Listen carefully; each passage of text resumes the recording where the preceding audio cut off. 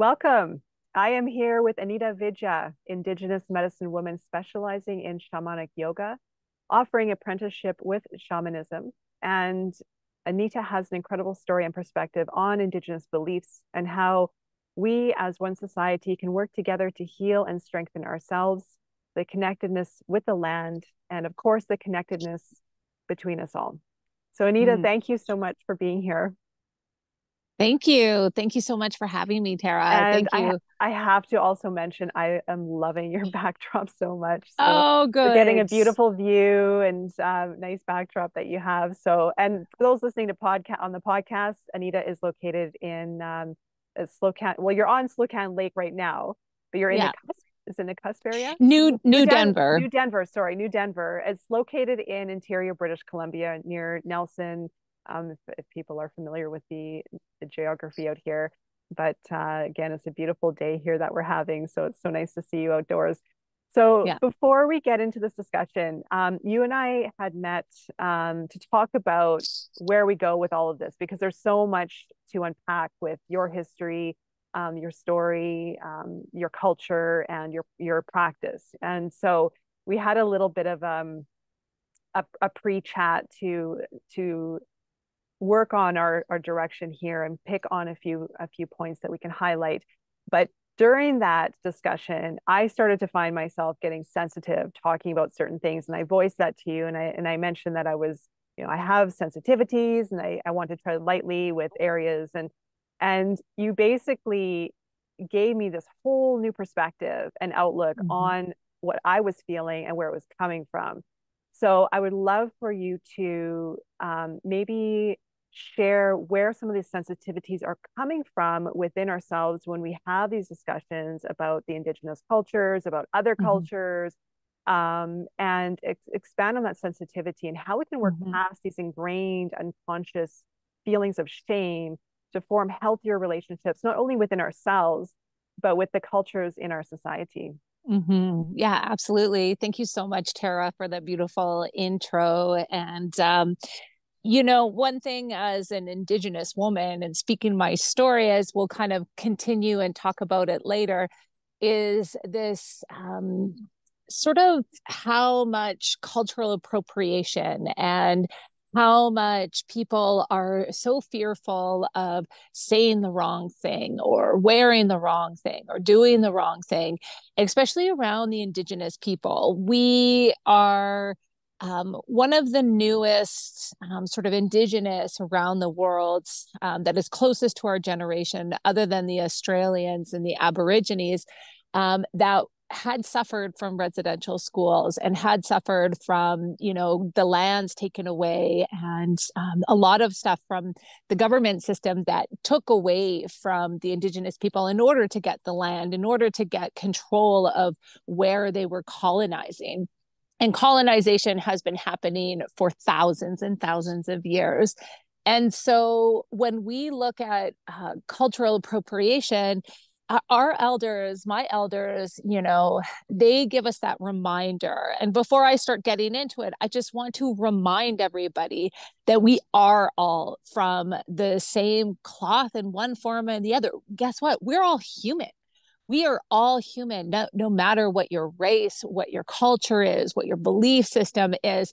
We are all part of this human family. And that connection, that bond that we have to create where we live on this earth without that separation is, yes, have respect for one another, for what their culture is and what they've kind of what has happened to them in the past.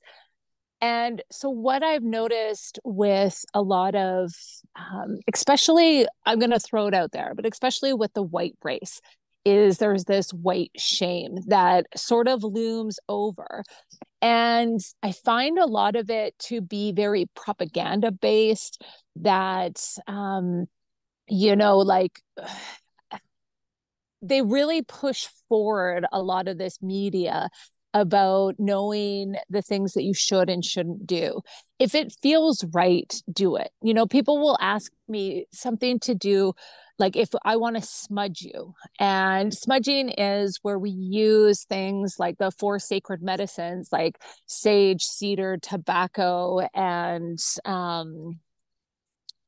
what's that, sweetgrass, which are the four traditional medicines of the North. And is it okay that we smudge?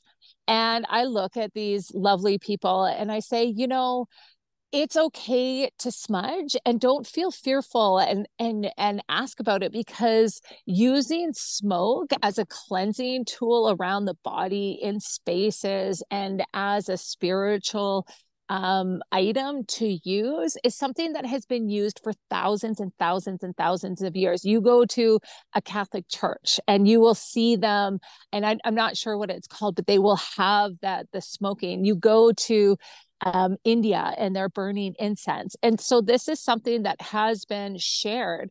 And we all need these tools, and we practice them because you are in Canada, you are in North America. And if you're listening from all over the world, these practices are shared amongst people. So to be aware of, why are you feeling ashamed? Because if you look at, say you are from like the white race background, and that where your culture is from, you know, maybe it's Celtic, and you know, some of the people that have suffered the most were the Celts, were the Scottish, that they were constantly fighting for their lands, and they received the same sort of thing. And you also have that within your bloodline. And was it you that did it to the people? It's more about the organizations and these governing bodies. So it was the Catholics, the Catholic Church, and the Canadian government that did all of these things to the Indigenous people here. And they were trying to take the Indian out of the child, because they knew, as they watched them from a distance, they would see, it's like, okay, well, we've taken away their women, we've killed all of their people, and you know, we've taken them on their lands, but why are they still thriving? Why are they still so happy? So they started watching the tribes from a distance, and they're like, wow, look at that. It's the family that's keeping them together. We need to break that spirit of the family out of the Indians. How do we do that? And I'm going to interchangeably use Indians in America, in the US. They still call them Indians, and things like that. It's interchange. It doesn't bother me. I will call myself an Indian. I will say I'm going to have a powwow, and you know, but I'm also a heyoka. So I warn people that I have this trickster energy that I will trigger people. So this is my little disclaimer about the trigger warning, that if it bothers you, then that's something to kind of look at.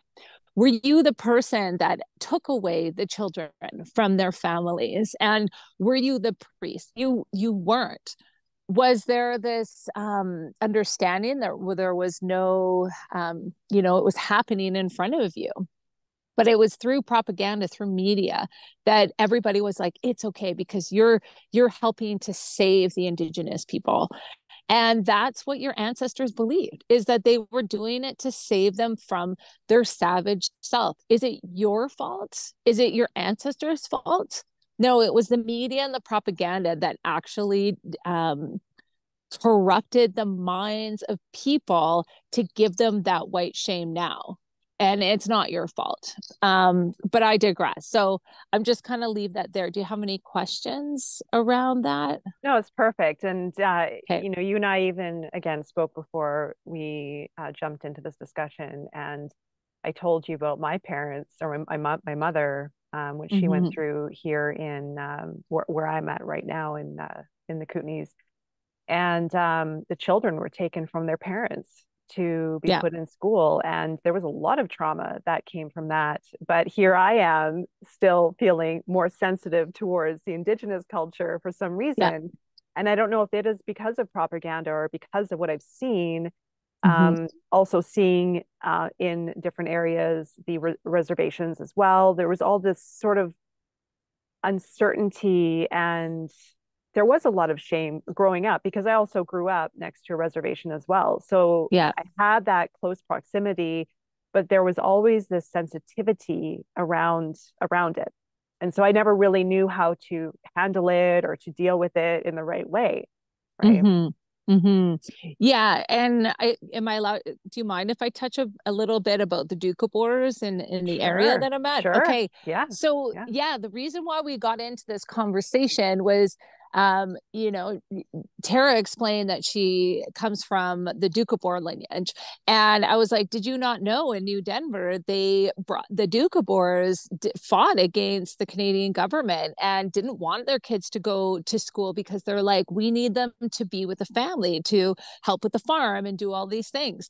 And so the Canadian government did the exact same thing as they did to the Indigenous people. They took the children away. And here, where I am in New Denver, is where they interned these children. And there's stories about these parents that would be outside of the gates and they were starving the children in one farm, and they would give them bread and give them food and make sure that they knew that they weren't sort of left. Because they knew. And this is another place that the Japanese during World War One, was it World War Two, one of the world wars, forgive me in my history, that they interned a lot of the Japanese because they're like, you're a sleeper agent and things like that. And they're like, actually, we're just here to live. And, you know, as humble and beautiful as Japanese people are, there is still some of those generations that are still living here. And so a lot of people will be misled about Canada being this okay country and that they're so polite and really nice. And I've studied the history of Indigenous people, and I've started to study the history of Canada, and it's the Canadian government. They had Chinese as slaves to put in the Yellowhead Trail. That's why it's called the Yellowhead Trail. They have, you know, they interned the Japanese, they interned the Doukhobors, they interned the Indigenous people, they starved them to death. And, you know, we can all look at, yes, a lot of children had gone missing, and this is kind of a bad, you know, I can't believe that they did that. And they don't teach you in schools. They never taught. I didn't know until I was 18 years old that I was, because I'm adopted, so I'm known as one of the 60 scoopers, and it was a term that was coined by a woman, where after residential schools or from the 60s, they started taking all the Indigenous children, claiming that the parents were not fit to raise their children in sort of this one way. And it was one way. And I'm going to say that this is the term that was coined by John A. McDonald, who's on the $10 Canadian bill. And he's one of the most corrupt people, through the Canadian government. And they talked about how they would take the Indian out of the child, the Indian agent. So I lost my train of thought there. So we'll just kind of Adopted. Yeah, I adopted the 60 Mm-hmm. scoop. Thank you. Mm-hmm. Thank you. And I was one of the last kids that was adopted. And so the adoptions, they took them out of the native home and then put them in European families. So I actually speak German as a second language. And my parents always told me I was adopted, that I was native.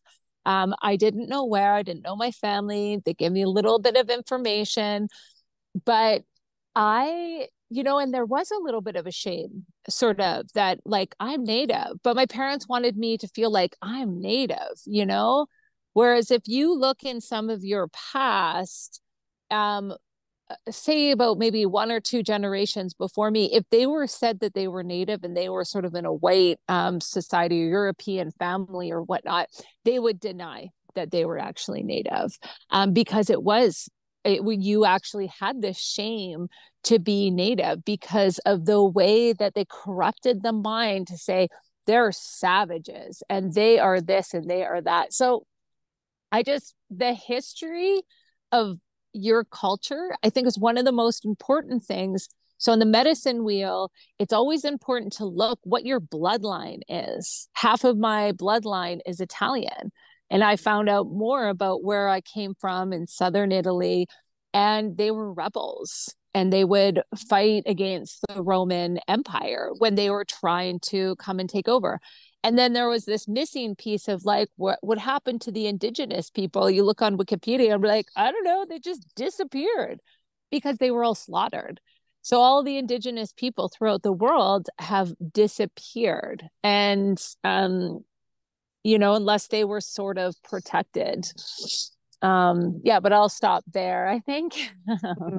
Wow, that's really compelling. And it's when you mention about those being adopted and not even being comfortable with who they are, having to completely deny who they truly are and where they came from is really tough. That really weighs Mm-hmm. on someone's soul, Mm-hmm. their true being. And yeah, but Yeah. it's nice that we're starting to move out of this, right? Recognizing it and having these discussions, and your work as well too. So we'll go into some of your adversities that you've gone through, and maybe just share about the story of your mother and being an Indigenous woman, and how this has Mm-hmm. played into the work how it has formed you to who you are Mm-hmm. today, and is motivating your work as you move Yeah. forward.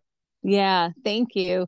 Yeah, so it's a good segue as well, because I wanted to touch on this point, because I know that there's people that are adopted out there. There maybe their parents are adopted, and the sense of not belonging and abandonment, and I think Taryn, you and I kind of touched on this a little bit, is we have this break. Like my family and I are close, but I've always been the black sheep because I don't really walk as like a German person. I speak German as a second language. I kind of have this good work ethic. They are my spiritual parents that were gifted. You always make a contract before you come from the higher realms into this earth reality. Okay, well, I'm going to be adopted. My birth mother will be this person and my birth father will be this person. And coming up in the German family, I've always been in this in between world. It's like, yeah, I have more white skin, so I can actually be more German and be accepted if I go somewhere. My other adopted sister, Joyce, who passed away a few years ago, she used to like scrub her skin. And she's like, I just want to take this darkness away, because she was half black and half white. And she just wanted to be part of this family, but she wasn't. So there was a sense of not belonging. And it's not that my family will always say, oh, you always belong, but it's actually this yearning that you have. And that is what this yearning to figure out my culture. And it almost wants to like make me kind of tear still. And I've been doing this work for over 10 years. I've been teaching yoga since 2012 and got into shamanism in 2014, and sitting with elders, trying to figure that out. So as I was brought up in this German family, I hid my gifts and I suppressed them by drinking and, going in that sort of party mode, because I had something inside of me. And I know that when I was about like in my teenage years, like 12 or 14, I had this sort of felt like I was shape shifting, but I was in this connection underneath the full moon and I had no idea what was going on. And I almost went into this like animistic sort of place where it was like taking over. And shortly after that, I started getting into like smoking pot and creating this suppression of my gifts. And in my 20s, I still kind of, partied. I was always like kind of into tarot and horoscope and things like that, but everything was missing. There was something that was missing. In 2001, I went through the adoption agency to look for my biological family. And on New Year's Day, I get a call so randomly. And of course, it's like I'm living in Burnaby in Vancouver. And this woman from the adoption agency in Alberta calls me and she's like, your brother just signed up and he wants to connect with you. Would you like to give him your phone number? And I was like, wow, that is so odd. Like, how did you even find my phone number in Burnaby when we had landlines? And second of all, it's like New Year's Day. So I'm like, whoa, Earth Angel like comes in to introduce me to my brother. And in that time, then I found out that I was one of six. And we ended up meeting, and I don't want to get super into that, but I ended up meeting the rest of my family. And my brothers are very, like, a little bit more reserved and quiet. And then I went up to sort of Cold Lake, Alberta, and that's the reservation. So I'm Chippewa and Dene, and the Dene will go from the Arctic all the way down to the like Mexico border. And they were very nomadic. And a lot of the expansion of the Dene, even the Silk Nation and these ones that are in this area, they have words in their original traditional language that are Dene. So most sects of these indigenous tribes come from the Dene. They are said to come over the Bering Strait from Mongolia because the Dene language also has words that reside from Mongolia. Sometimes talking a little bit of a spinning circle, but I'll always come down to the funnel in the end. So just know, as a storyteller, it is one of our gifts as Indigenous people that we kind of go off into all these little sections. So just to keep you on your toes of listening, and then I'll come back into that story. So when I went out to Cold Lake, Alberta, my grandmother came banging over at my brother's door, and he's like 18, I was 21, and she was like, I want to see my grandbaby and we're going to take her. And so she comes and like scoops me up in her like truck with her husband at the time, Jim, and starts driving me all around like Cold Lake. And I'm like kind of in this complete culture shock because I'm like out in like no man's land. And if you've ever been up to like northern Alberta, really not much going on there. Cold Lake's kind of nice, but still it's like, you know, this craziness of, you know, she telling me all of these things, and then she's like, and then here's the reservation that, you know, we're from, and here's where the elders used to drink, and your great grandmother used to drink in these bushes to drink her pain away from leukemia. And she would kind of like tell me all of these different stories, and like my mom, and you know, and my mom at that time, she was living in the downtown east side of Vancouver. And for those who aren't familiar with what happens in the downtown east side, it's known as one of the biggest urban reservations in Canada. It's where a lot of Indigenous people will travel all over Canada to live in Vancouver because it's on the west coast and it's warm. And they can live on the streets, and they have, you know, you can live on the streets and still be taken care of. You know where to get the food on this day. You know where to get this. You got your money coming in, and you meet up here, and there's all these resources that they have, and it's a community. So the downtown east side, they have a community. If I walk around there, it's like they know Big Mama. And so my mom was known as Big Mama. And after my grandmother dropped me off and I went back to see my family, I went back to like Edmonton to my adopted family. And I remember just standing against the wall and just like bawling my eyes out because I was just like, oh my God, like this is where I'm from. This is where my craziness comes from, my like wild nature.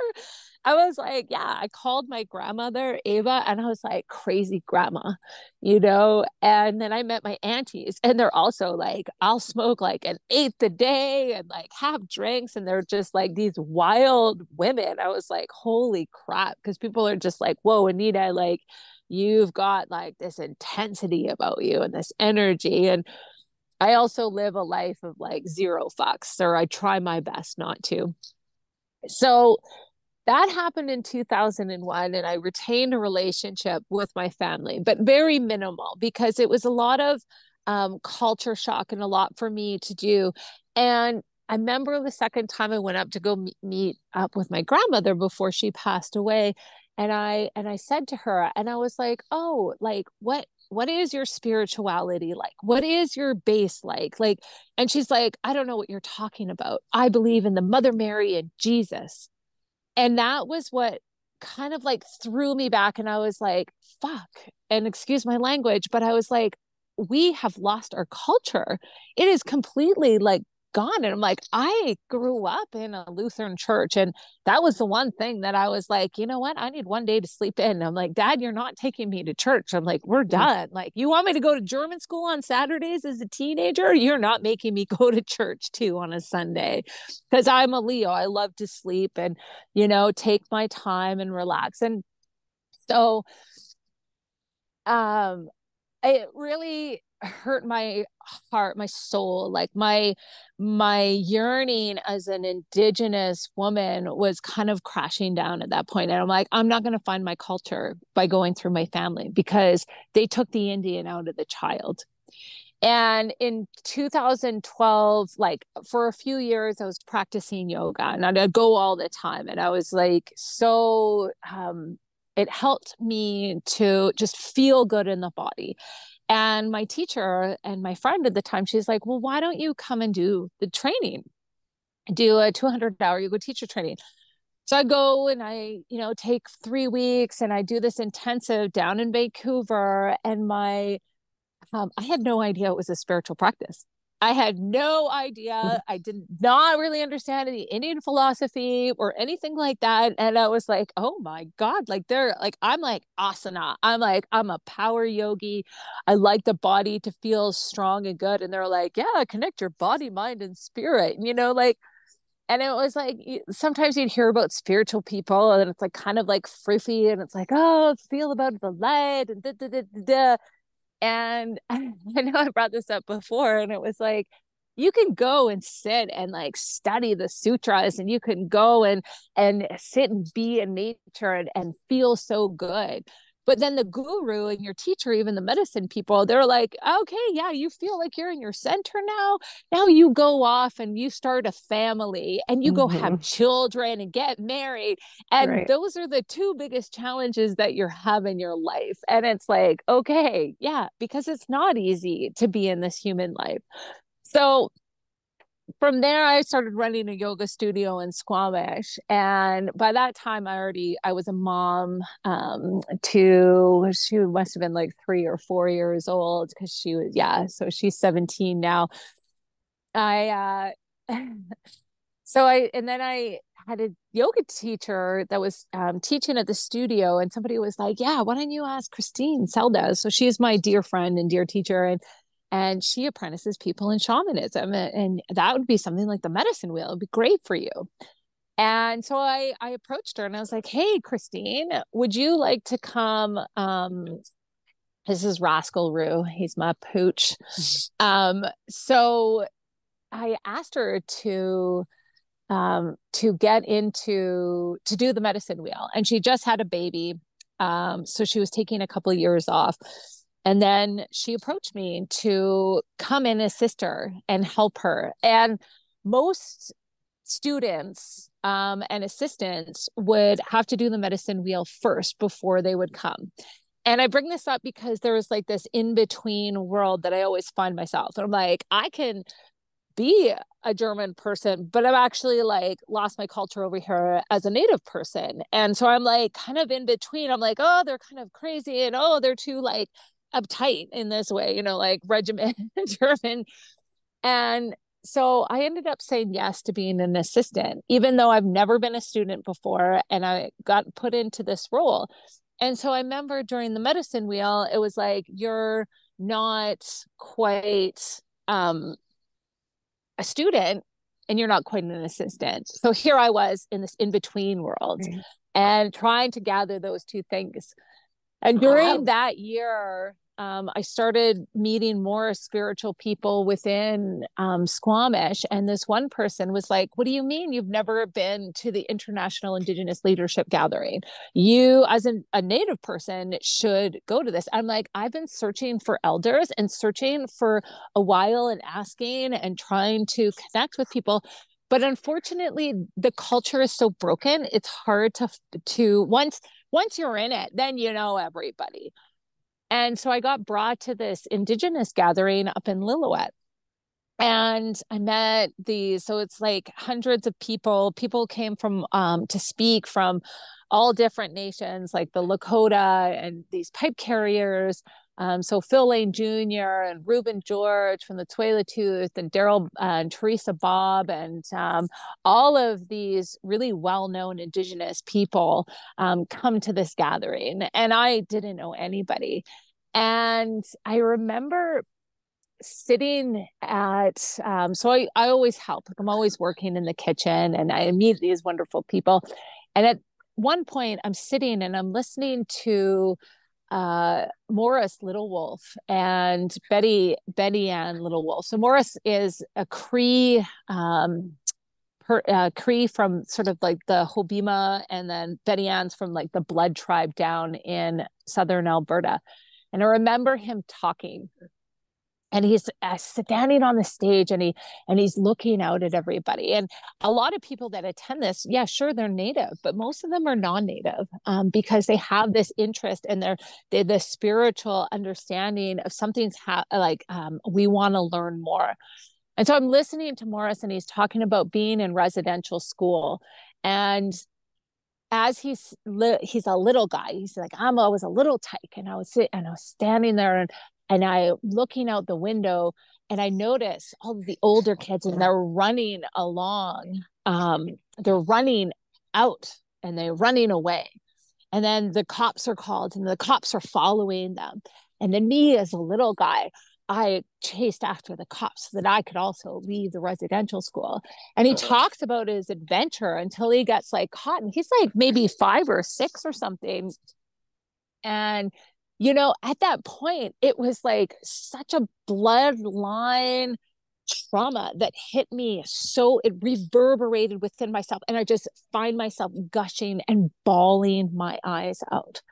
And that's when I was like, I went up to Betty Ann and Morris afterwards, and I looked at them, and I was like, I am looking for an elder. I am looking for somebody to teach me the way, because I'm adopted.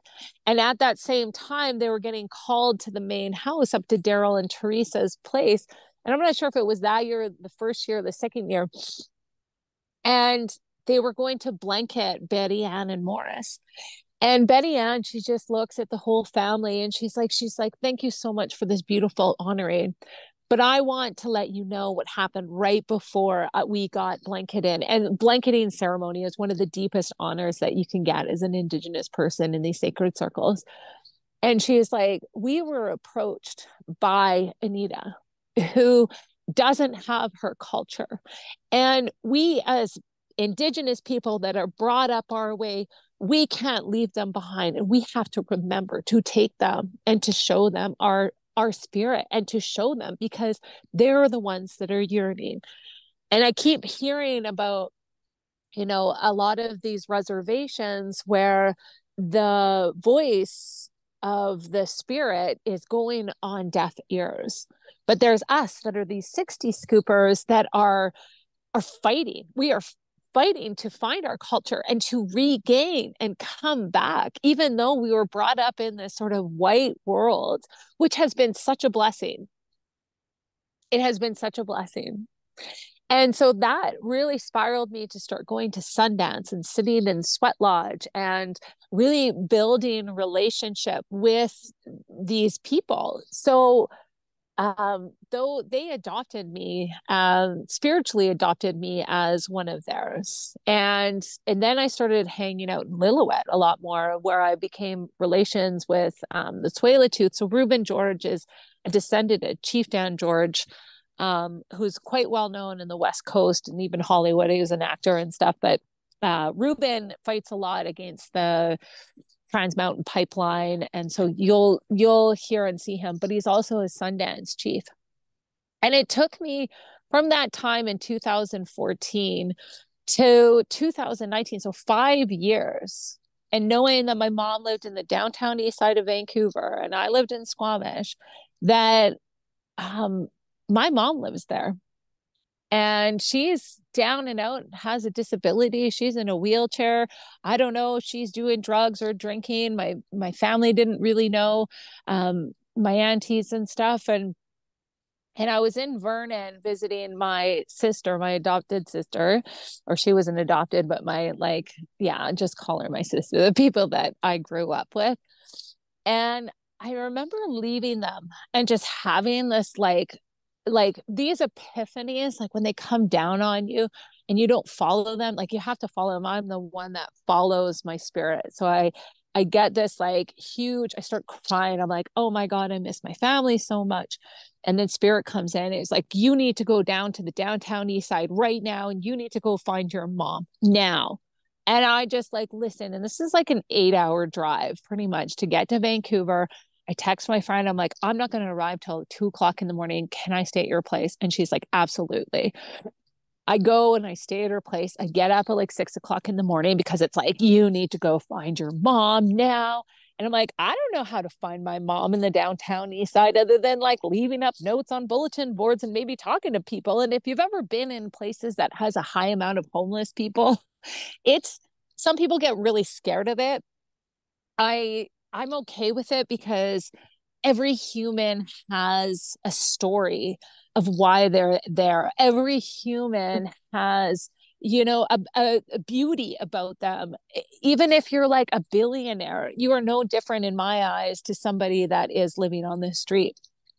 And so I start putting up these notes on the bulletin boards.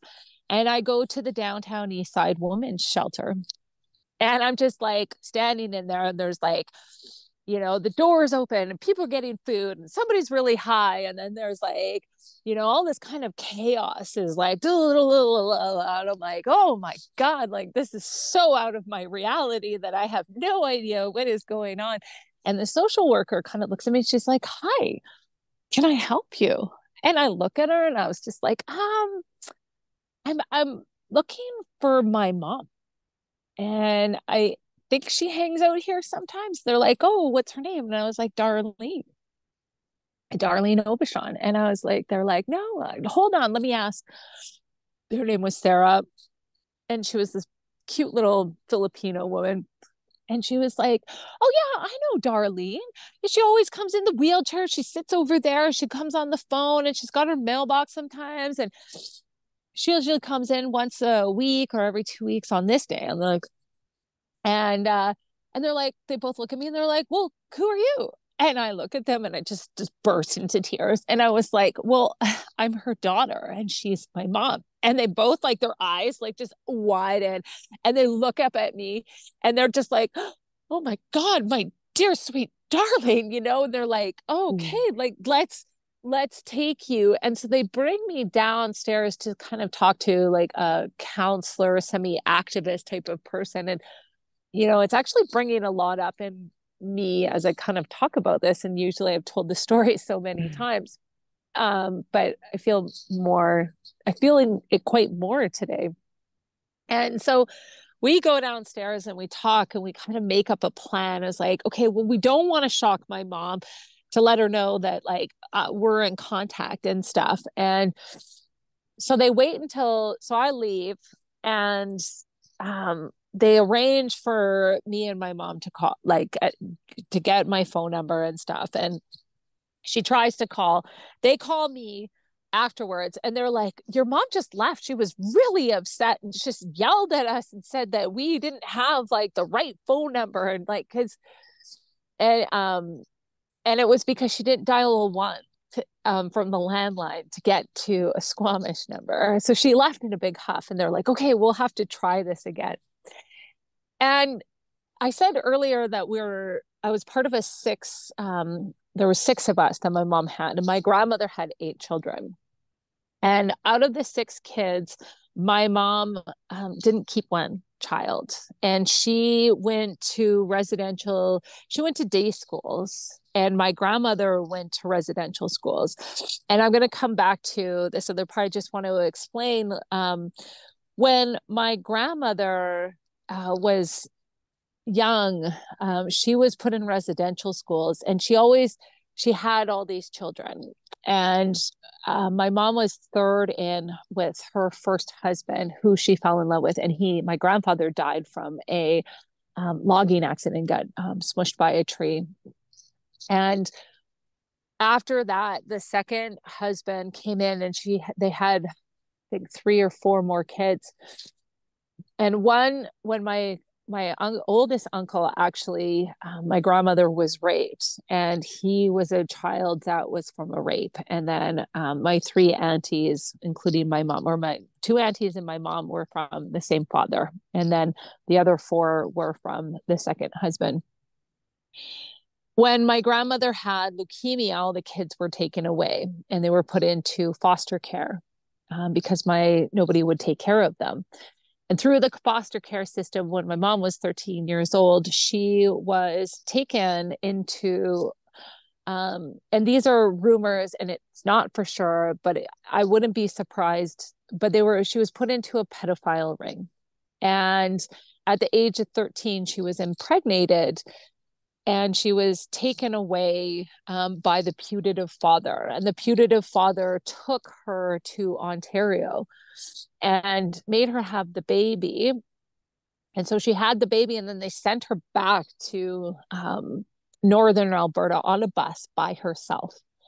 And you can just imagine at 13, and by that time in day school, when she was like 8 or 9, she was already getting groomed by the day school priest and teachers. And like, I am quite a fine looking female, like, I thank my mother for that beauty, and I thank my father as well. It's like, we do have this beauty, and I could just imagine at such a young age. And pedophilia is something that is very rampant, that nobody really talks about, and it's a scary reality of how easy it is to groom children. And be careful of what's happening in the world right now. Are they grooming your children to like be okay with all the things that are going on? You're mentally not like have the capacity until at least 21. So that was my oldest sister. So I have an older sister who was taken by the father. And so she came back brokenhearted without a child, and to a place that, like, demoralized her soul.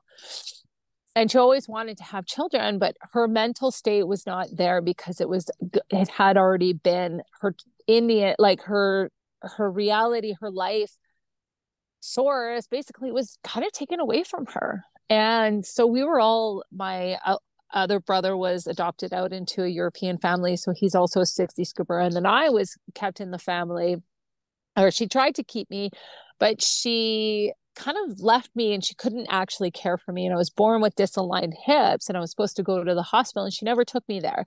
So I was taken away at a very young age. And then I cried and cried with one foster family. They said, she's too much. Then my family adopted me, fostered me, and then adopted me.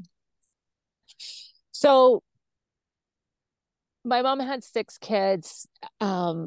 And then they were all taken away. And so every time a child was taken away, I can just imagine how much of her soul kept on like being ripped apart. Her heart is just being broken. And you drink, you have solvents, you do whatever you can to get out of the state of what has happened to you in your childhood.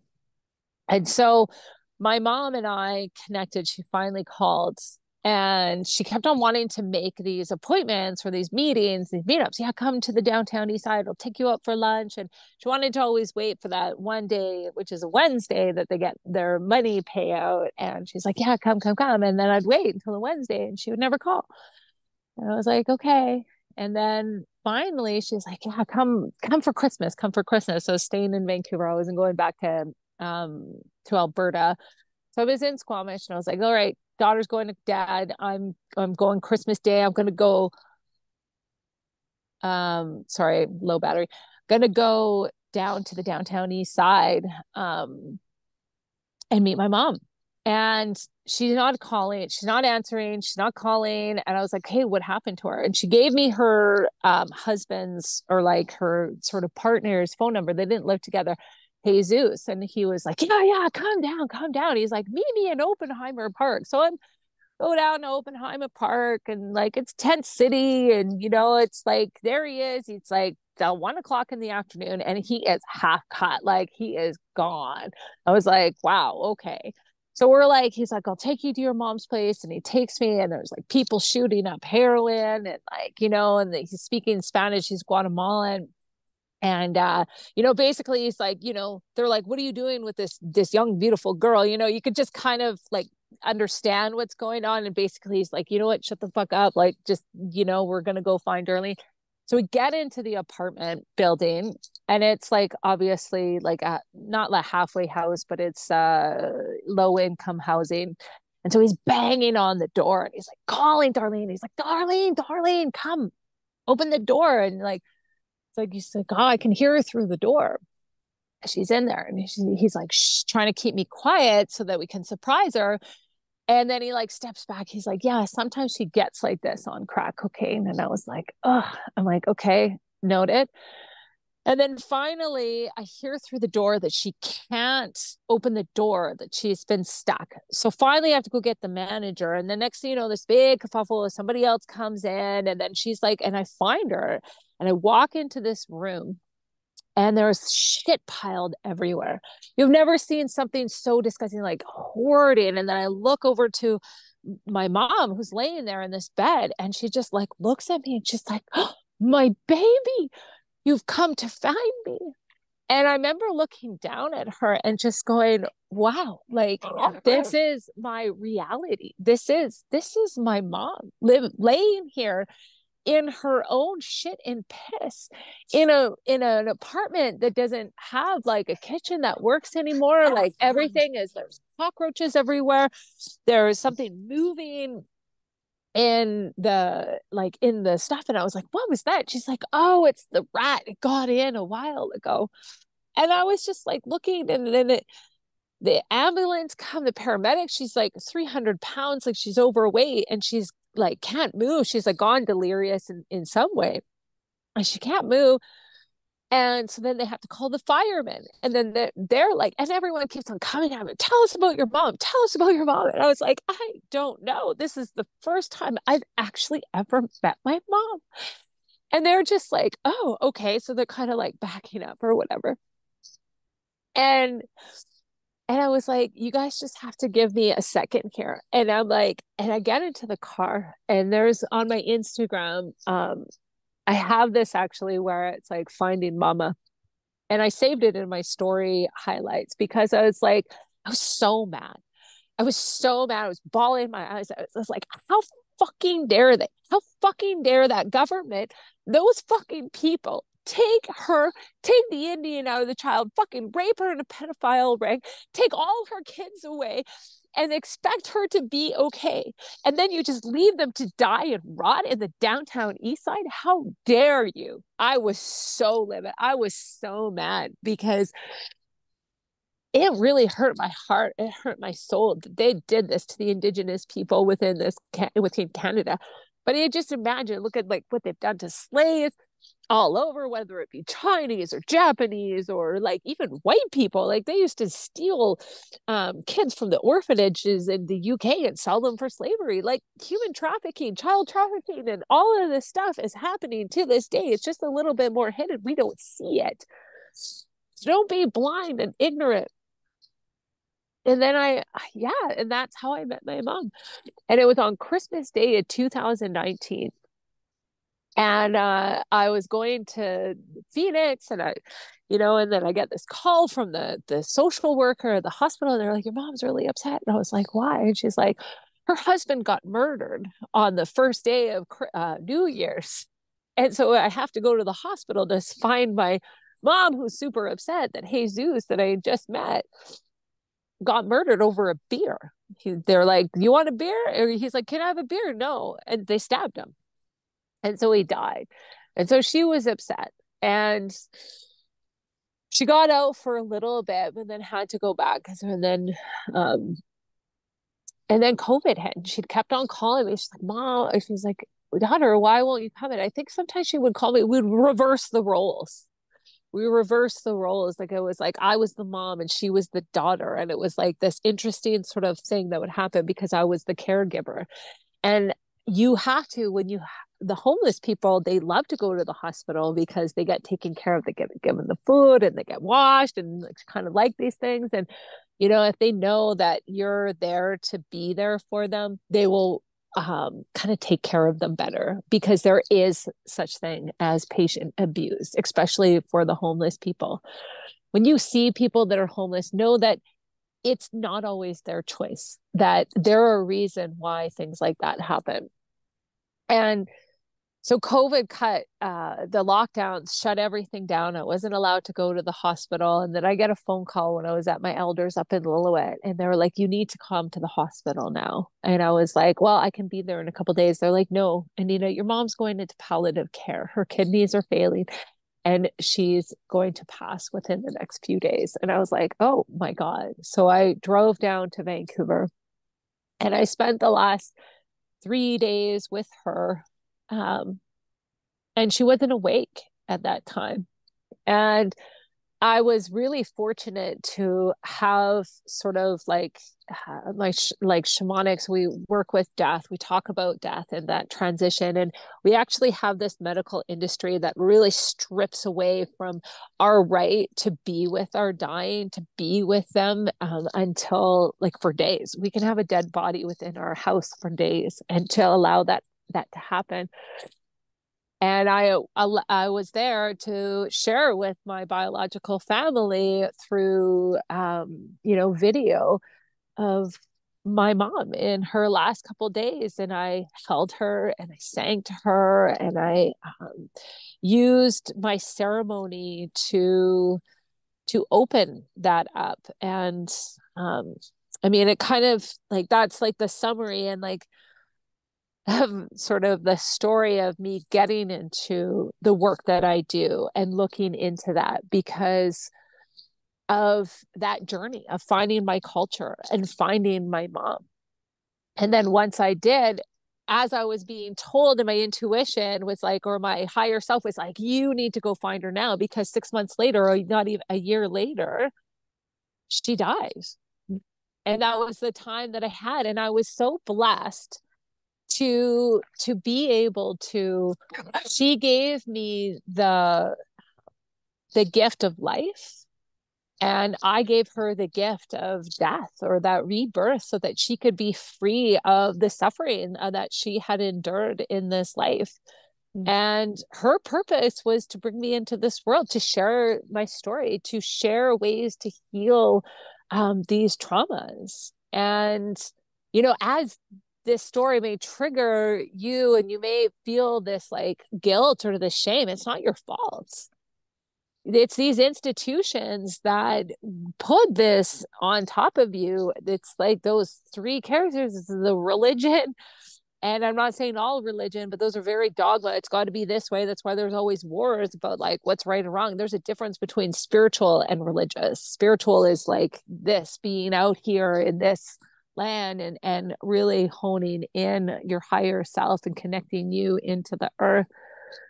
And that is a big part of my journey of my healing, because it's taken me a long time to heal, and I'm still healing. I am not perfect as practitioners, as facilitators and stuff. Like, to open up, people love being taught by me is because I do open up my vulnerabilities. If you go to a teacher that doesn't share their vulnerabilities with you in some form or the other, or say, oh, I'm totally healed from everything, and I'm like, fuck no, you're not. Otherwise you'd be in a million pieces off in the ether somewhere. Like, yeah. Don't give me that shit. Don't give me that shit. We're about shaking the tree and going into the shadow work. And that's why I think it's like so good of the work that you're doing. Like, if you Yeah, it's important work. Like the healing that happens within ourselves, like within myself, I am healing the rest of my brothers and sisters throughout all the human family, but through the Indigenous, because it is one generation that this has happened. And for me to be in a place where I'm at is profound. I have to be proud of myself. I have to be proud of myself, of my walk, of what I've been. I've been very privileged. Trust me, I've got white privilege. You don't, like, yeah, I get it. But if you're going to go to somebody for healing, and they've had so much privilege in their life, it's like we're meant to have challenges in order to be wiser and to share what we've gone through. But yeah, so like, yeah, that's, yeah, some of the story, most of it. So Wow. Thank you so much. I need to decompress from that myself. I was finding it myself going right into it and yeah, very emotional. Thank you so much for sharing it and being vulnerable with it. And you're right. There's this. It's almost a bit of a facade. I like talking about things like this because and feeling it and getting real about it because this is our life. And if we're hiding from it, we're suppressing it. yeah, And as Carl Jung said, those who have the most light have even more darkness. And yeah, so it's all an illusion in even our social platform, our social sphere. We all want to show up, not all, but it is sort of yeah, a cultural and societal acceptance if you show up a good person and you're yeah, behaving and you're smiling and you're doing good. And so there is this false perception around how we should feel, how we should act, who we should be. Well, you want to show the world your best self. And so yeah. there's that illusion that has been created around this where our life is not like that. And those healers who have gone through this, what you Mm-hmm. shared, those are the ones who have it figured out, even though you're still figuring it out, but you get Mm-hmm. more of that life process of those hardships, the highs and the lows, those contrasts of life. And you feel it, you've lived it in such a drastic way where you have that scope, like you have that full range of knowledge and wisdom and understanding. And yeah, we're still figuring it out, of course. Yeah. It's the beauty of it. Yeah, it definitely is. Yeah. Yeah. Yeah. So, Hmm. do you want to go into a little bit more discussion? How are you doing over there for Yeah. time and Yeah. such? Yeah, I'm good for time. I'm just looking at what oh, I can't even see, but yeah, hopefully it doesn't just like shut off all of a I know you sudden. I mentioned think, battery power, so we'll go quick yeah, I'm through sure these it's ones fine. here. That Yeah, story no was worries. impeccable. It was amazing, beautiful. Thank you. Let's quickly talk about. So there are two things that. So you did talk about some of the work that you do as a teacher facilitator, but I also want to talk about. You mentioned the four races of the Yeah, human family, and then the yeah, dark age as well. So if you can cover those, if you can't cover it all, that's fine. yeah. Yeah, Okay. Yeah. Yeah. I mean, it's the study that I've been doing since I got into yoga. Obviously, I almost failed my yoga teacher training, not understanding like the philosophy or sort of the sutras or the pantheons of uh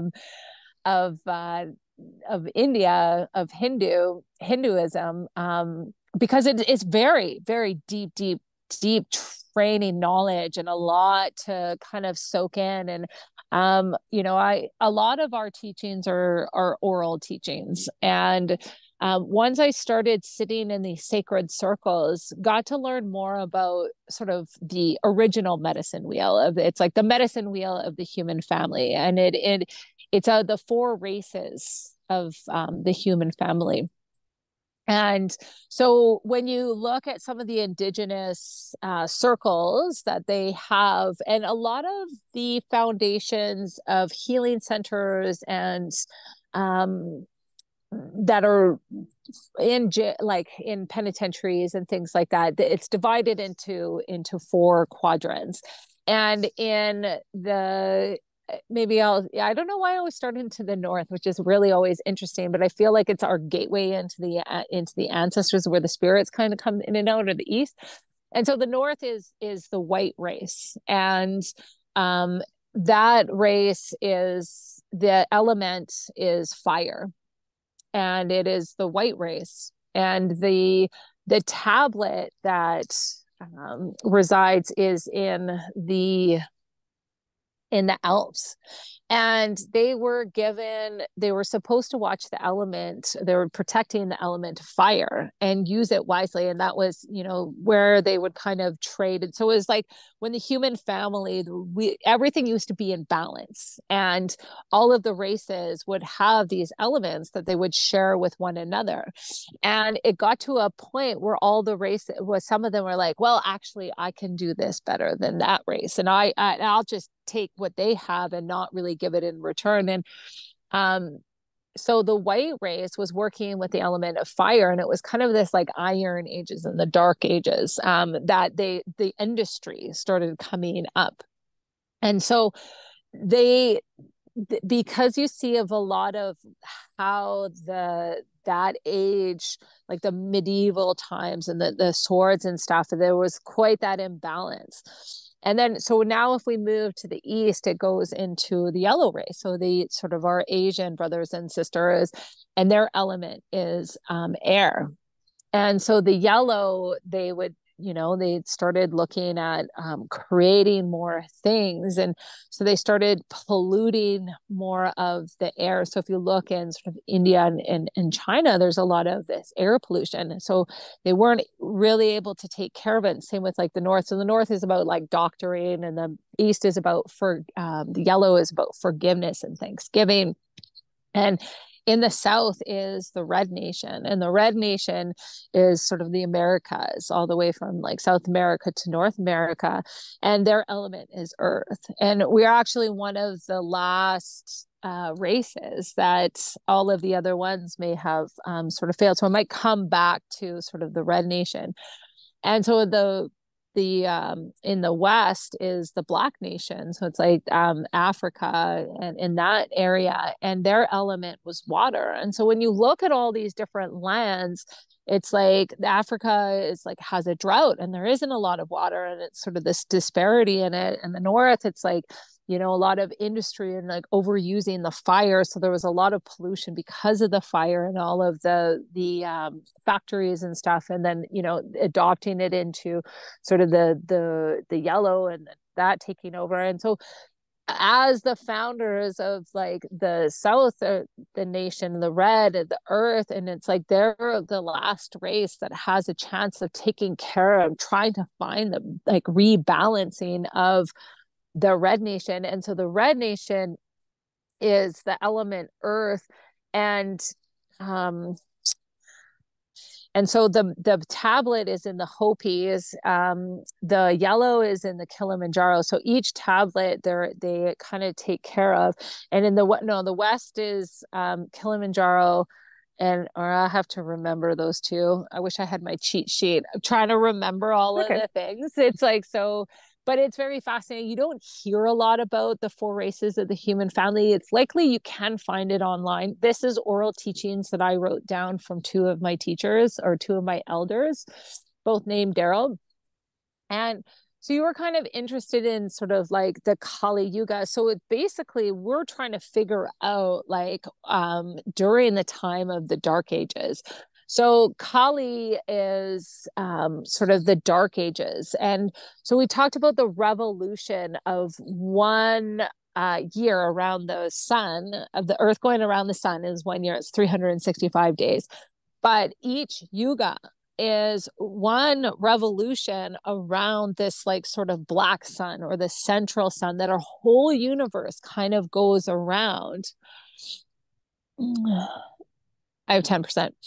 It goes around sort of, and it's about 21,200 years. So and we're at that age at that time, and it'll take about 200 years before it starts changing. So we look at 2012 and they're like, the Mayan calendar is going to end and everything is going to be destroyed in the apocalypse.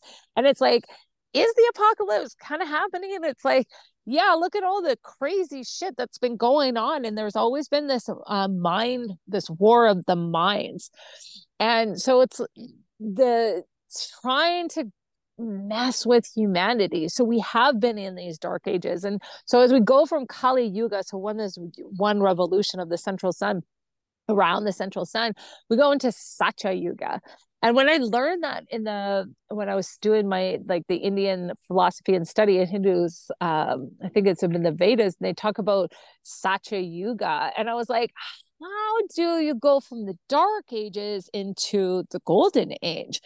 And once I started kind of contemplating it, I was like, actually, it's like the dark ages, once it's kind of coming over and you're kind of changing into the golden age, it's like this great awakening that kind of happens.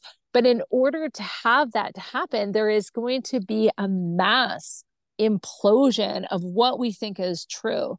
And so right now I'm trying to change my mind of all the things that I've learned. Mm-hmm. And I know that fear of money is probably one of the biggest fears that people have. The number one fear that most people hold with themselves is actually death. And death is one of the most beautiful experiences that we can actually have. It's our own grieving of that person dying. But once we go off into the spirit realm, we're like, oh, wow, this is really nice. And there's still work to do on the other side. But the golden age and how we get there, and like this, like changing our way of thinking. And I was like, right, okay, look at the currency of love. How do we live in this world and try to get all of the races? And so the Hopi prophecy talks about the rainbow warriors. So there's a lot of quotes and memes that you might see out there. It's like, when the last tree has been cut down and the water has all been poisoned, humans will realize that they can't eat money. But that's not the true sort of prophecy. It talks about that's when the rainbow warriors begin to rise. And now that we're all such mixed bloods, we're all rainbow warriors. We are all rainbow blood. We are not different. We all bleed the same. Just because our skin looks like, I don't meet a lot of authentic people. Somebody's driving up behind me here. I don't meet a lot of authentic, like pure blood people. I know that there is some that are out there, but there's not so many. So as we, I might go for a little walk here, but as this time comes, it's up to all of us to be the ones that are going to lead forward, to be the earth keepers. And the Hopi prophecy talks about when the South and the North of the Americas connect, of the red race, that's when the rainbow warriors are going to begin to rise. And the teachings that come from it are the ones that are going to help to rebalance, recalibrate Earth, and to create us, to move us forward into Satya Yuga, into the golden age. And so I'm just going to kind of move forward into some of the teachings that I do, just to kind of summarize, like at the ending of this podcast. So we're the teachings, the mountain shamanism that I teach is from the Peruvian people known as the Q'ero. And the Q'ero, as you know, or you may or may not know, they're indigenous of Peru. About 500 years ago, the Spanish came they came down to South America, and they started killing them if they did not change into believing into their Catholicism and to take over their spirituality, their religion. So they did the same thing, wipe clean the indigenous people, either by murdering them or brainwashing them into their religion. And the Q'ero, they were mountain people, and they had ceremonies from the time of the Incan lineage. So they believed to be the children of the sun of the Incan. And they kept themselves in the mountains and they hid for 500 years until they were watching like the barometer of Machu Picchu of the human spirituality. And their prophecy says when the spirituality goes beyond halfway of the mountain, then you must come down off the mountains. You need to start teaching the ceremonies. You need to start teaching, this way of life, because otherwise it will be the destruction of the human family. And so they did. And so they are very willing to share their medicine and give the blessings to people to go forward and to share this type of shamanism. And it's quite beautiful. And so as I've been for the last 10 years sitting with Indigenous circles in Sweat Lodge and in Sundance and Moon Lodge, and I have permission to teach them because I am of red blood. They do keep a lot of it very secret, or they keep it. It's like you can sit with us and you can listen, but you can't go forth and teach. Whereas the Karo is totally the opposite. So the apprenticeship that I teach is called the Medicine Wheel. And we meet up 4 times in a year. And we go through the cardinal directions of the medicine wheel from south, west, north, and east. And it is a healing journey of self that starts off with the individual moving in the south, where we look at sort of the traumas that we have in this lifetime. And then once we move into the west, and it's looking at our ancestors and our bloodline, and how to clean up these rivers. And as we kind of move into the individual in the north, it's more about the collective and starting to say yes into that commitment to spirit, and in changing how we look into this world and into this life, and to be good earth keepers. And you receive transmissions and you learn about ceremony and you know how to hold sacred space and this deep connection with this earth. And so in the East, we look at the visionary and start looking at the stars and learning to look from a shaman's lens or looking from a different way. So the difference with shamanism, so mountain shamanism is not we do not use psychotropics. It uses sonic driving and breath work, body, dance. Like the 4 healing cells of the shaman is storytelling, it's dance, it's song, and it's silence. And you may have heard some quotes where people will go to the medicine man and the medicine person, not the medicine man, but the medicine person will ask, well, when was the last time you sang? When was the last time you danced? When was the last time you sat in silence and contemplated? When was the last time you told a story? And, those are illnesses that we have by forgetting who we are. And that is the age old question. It's like, who am I? Why am I on this earth? Is it to be in the race where we try to look at ways to get money to live on this earth? Mother Earth gave us this beauty. Like, look at this place, gave us this beauty, gave us this food to eat and this water to drink, and all of it for free. And here we allow people to control us by being afraid of ourselves, being afraid of people, being afraid of money, this illusion that isn't even true, like that whole fiat system. So I'm just like really excited for this whole world to just crumble and shake. And it's like, I know people will go a little bit cuckoo over the whole craze, but it's like, man, just to believe that we're going into this golden age. And how do we do it? Is by wayshores, by us, by you and me, sharing these gifts that were gifted from our ancestors and from all these long line of light carriers, just to go forward and pave the way and say, you know what, come with us. We're here to show you the way. We're here to announce that we are here in love and peace, and we don't not need to fight. You don't need to fear, because guess what, brothers, sister, aunties, uncles, I will take care of you, your children. Let's come back to our tribes. Let's come back into our community. And like, this is such a deep, deep healing that I had for myself. And it's so profound that that passion that I have to make sure, not to make sure, but to help people and lift them up along the way. And it's not always for everybody, and you take or leave, but there's seeds that get thrown at you the whole time during this training. And it's a year process. And I only take in one, I do one intake a year, and we always start in the south, and that usually starts in the spring. So I might have one in February and another one in March. And I'm looking to start in Cherryville, Lumbee area, so outside of Vernon in the Okanagan. And then I'm looking at the East Kootenays around Kimberley area.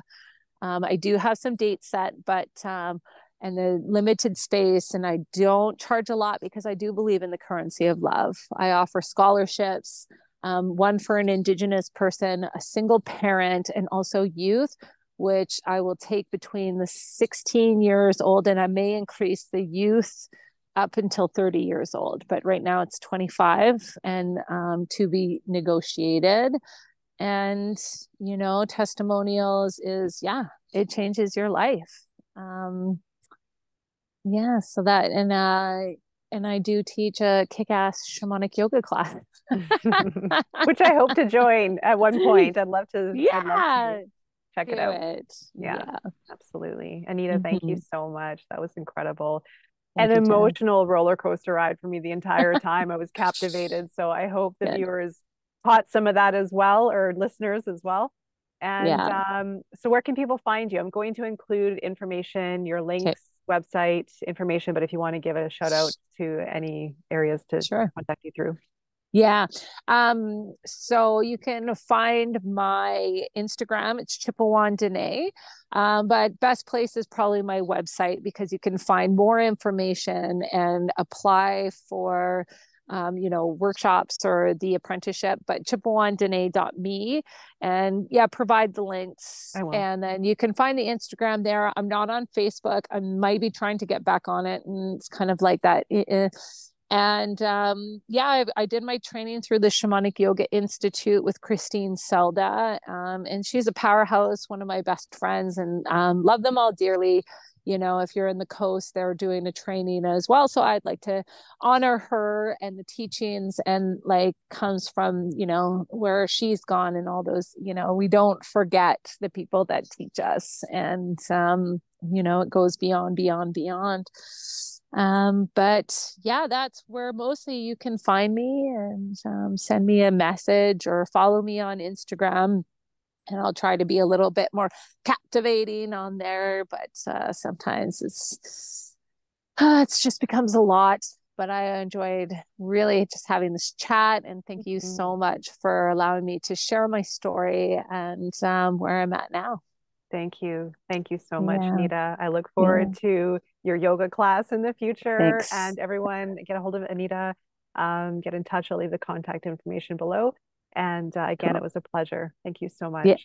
you're welcome. Thank you, Tara, and have a beautiful day, everyone.